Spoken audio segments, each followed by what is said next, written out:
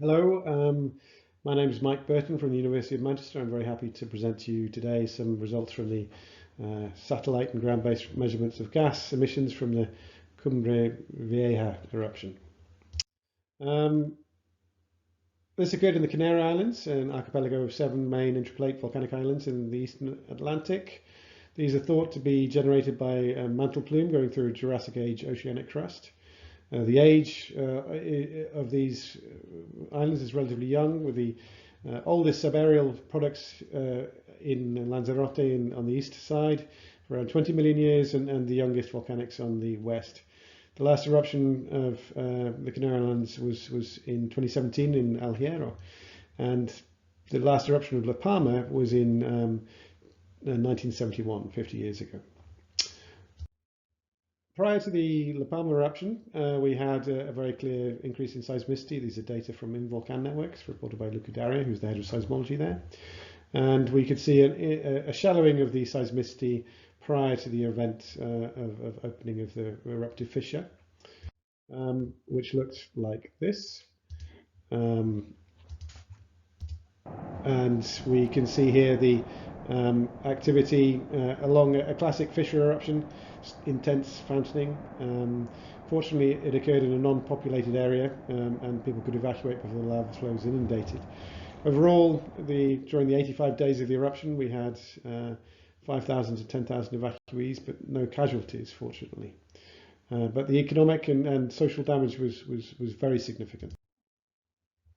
Here we have some results from a paper published already in preprint by Matt Pankhurst in Involcan, who will present, I'm sure, much better than I can, all of the geochemical petrological analyses.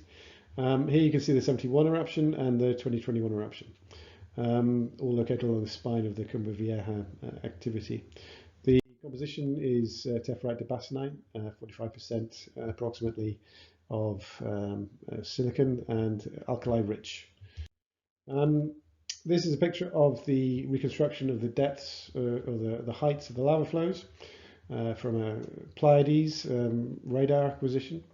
And this allows a volume estimate of 200 million meters cubed to be done, which combined with the estimates of tephra, submarine and airborne ash allows us to derive a total of 230 to 250 million meters cubed of material. Assuming a density of 2,500 kilograms per meter cubed, this is around 600 megatons of material. So we're going to focus on the plume gas monitoring results. This was highly favoured using remote sensing techniques due to the explosive activity, which made other direct measurements very challenging. I'm going to focus here on satellite data from TROPOMI Sentinel-5P SO2 imagery, which we use plume traj algorithms, back trajectory algorithms, to derive time series of SO2 flux and plume height.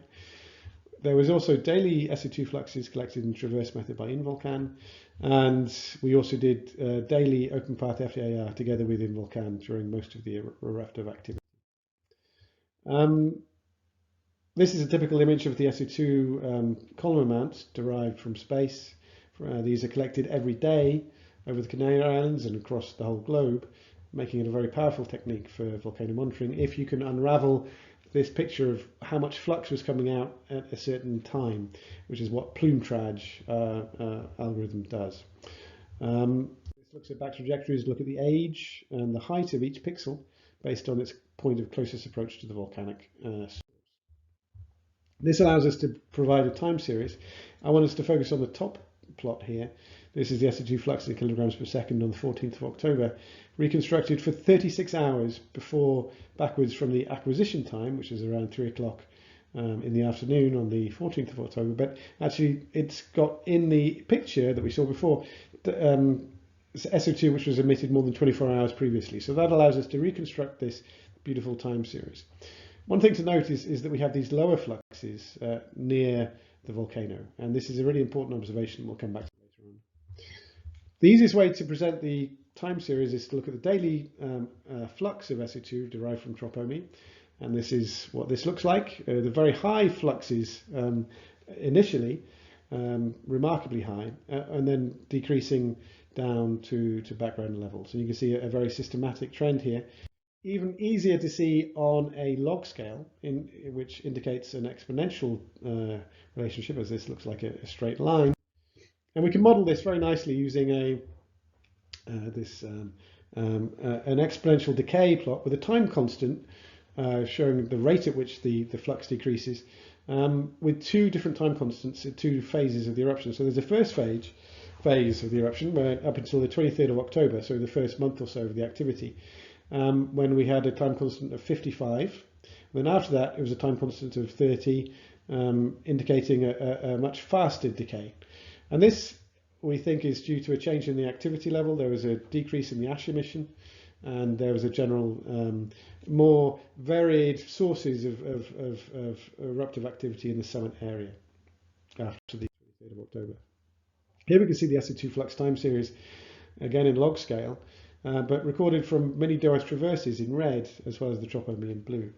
And here what we can see is very good agreement between these two things, two time series, independently measured completely, which after the 23rd of October until the end of the eruption, the ground base could capture a very weak degassing plume, which is the residual degassing post-eruption.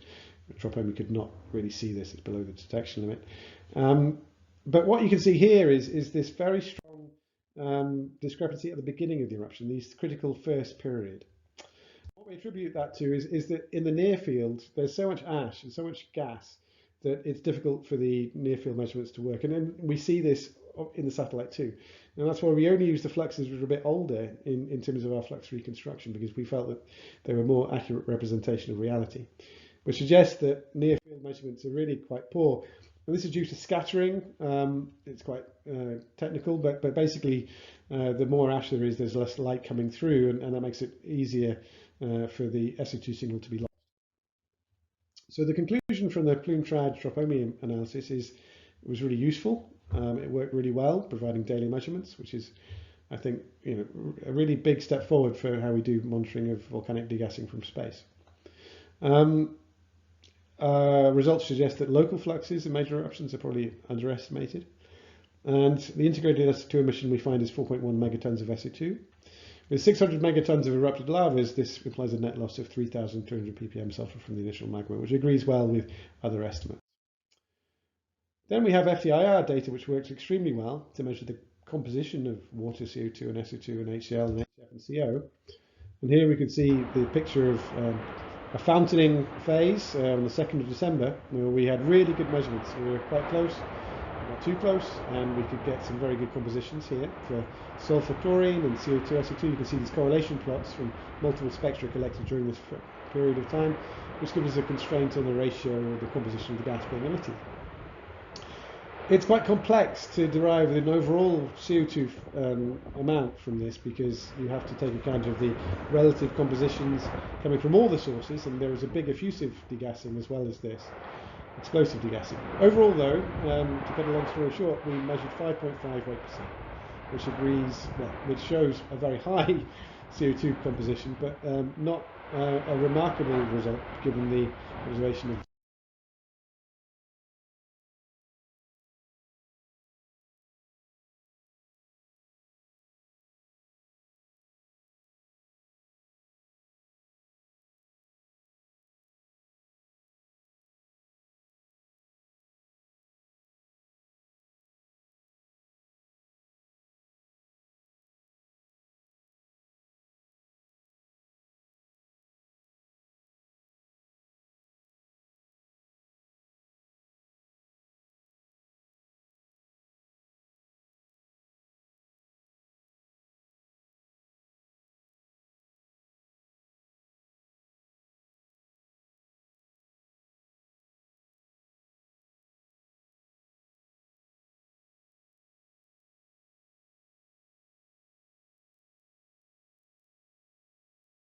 a high CO2 content in the past. So in conclusion, we've had a very successful time with our remote sensing measurements. We found very high degassing rates, 2 phases of degassing, trends, and also I think this highlights that we can use these sorts of trends in a well-behaved volcano like this to predict when the eruption is going to end. And we highlight that the eruption ended when the flux was around 5% of the initial flux. In conclusion, we have near-field underestimates of ash of SO2 fluxes, and we see a very volatile rich nature of the mantle source beneath the Canary Islands. Thanks very much.